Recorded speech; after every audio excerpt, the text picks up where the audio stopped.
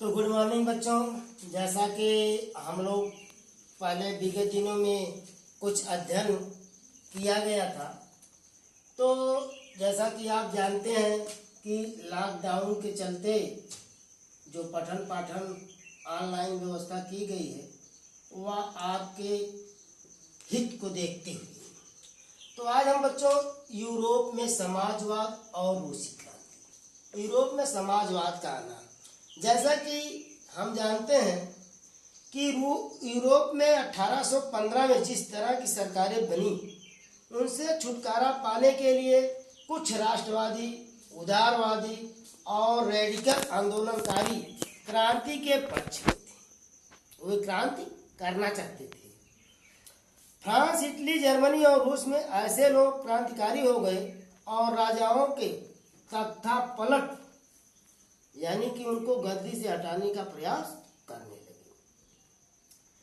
1815 के बाद इटली में राष्ट्रवादी गिसेप्पे मेज़नी ने यही लक्ष्य प्राप्त करने के लिए अपने समर्थकों के साथ मिलकर राजा के खिलाफ साजिश रची थी और वह भारत सहित अनेक दुनिया में राष्ट्रवादी उदय का एक द्योतक था। अब हम बात करते हैं यूरोप में समाजवाद का आना।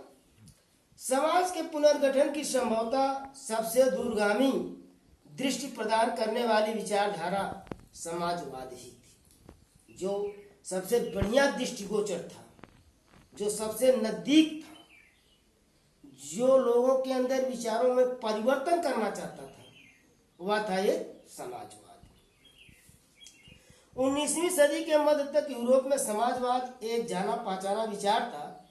उसकी तरह बहुत सारे लोगों का ध्यान आकर्षित हो रहा था। समाजवादी निजी संपत्ति के विरोधी थे। क्या थे बच्चों? वे निजी संपत्ति के विरोधी थे। वे संपत्ति पर निजी स्वामित्व को सही नहीं मानते थे। उनका कहना था कि संपत्ति के लिए निजी स्वामित्व की व्यवस्था ही सारी समस्याओं की जड़ है। वे ऐसा इसलिए मानते थे कि उनका तर्क था कि बहुत सारे लोगों के पास संपत्ति तो है जिससे दूसरों को भी रोजगार मिलता है, लेकिन समस्या यह है कि संपत्तिधारी व्यक्ति को सिर्फ अपने फायदे से ही मतलब रहता है। वह उनके बारे में नहीं सोचते जो दूसरे के फायदों में होना चाहिए। समझ रहे हैं ना? तो ऐसी स्थिति में बच्चों देखना चाहिए कि हमें भाई ठीक है, हमारे पास ज़्यादा संपत्ति है तो हो सकता है संपत्ति के साथ साथ हम और लोगों को रोजगार पैदा करते, लेकिन जो यूरोप में यह बात नहीं थी। वहाँ जिसके पास संपत्ति थी अधिक से अधिक थी और जिसके पास संपत्ति नहीं थी उसके पास कुछ भी नहीं थी। समझ रहे बच्चे? अब कोई समाज बिना संपत्ति के बिना कैसे चल सकता है?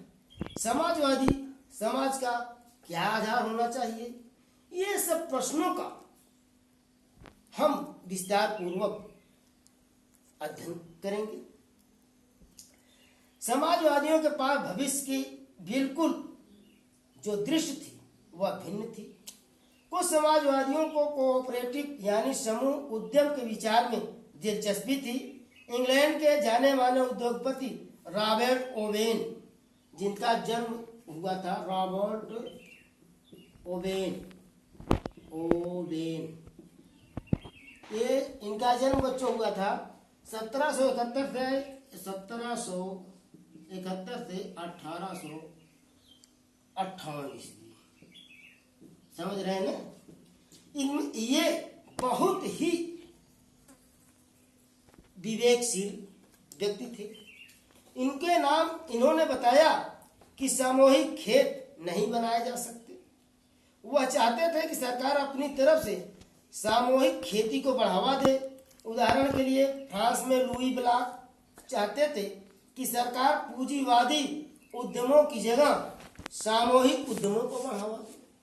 भाई यह नहीं कि जिसके पास पूंजी है उसी का उद्यम बढ़ाया जाए, दूसरे का उद्यम ना बढ़ाया जाए। समझ रहे हैं ना? वे चाहते थे कि सामूहिक रूप से जो विकास हो सबका विकास हो। उसी में कार्ल मार्क्स थे। कार्ल मार्क्स और फ्रेडरिक एंगल्स ने इस दिशा में कई नए नए तर्क पेश किए। मार्क्स का विचार था कि औद्योगिक समाज पूंजीवादी समाज है। फैक्ट्रियों में लगी पूंजी पर पूंजीपतियों का मालिक है।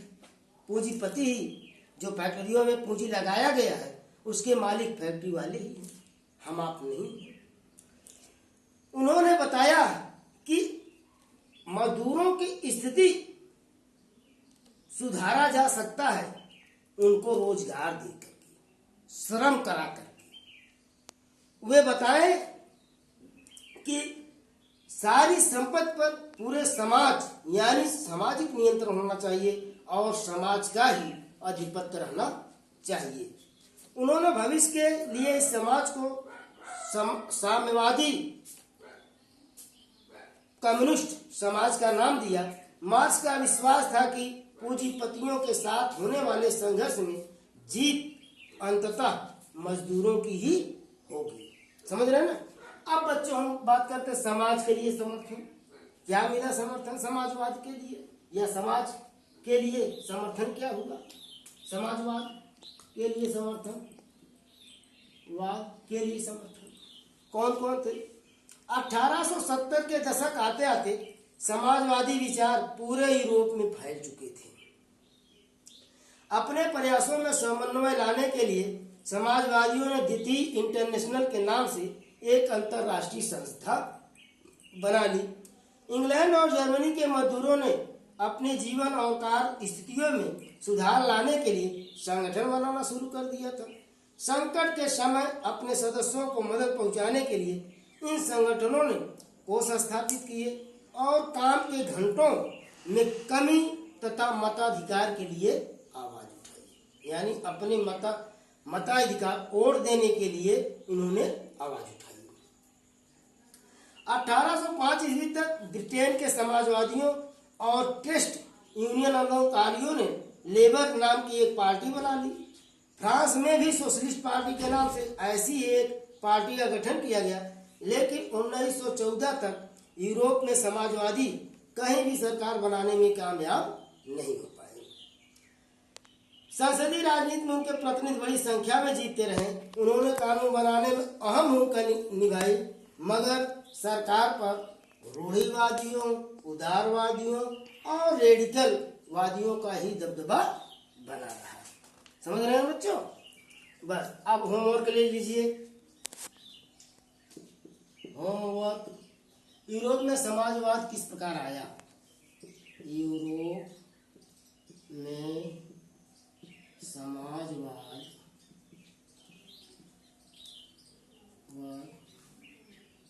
कैसे,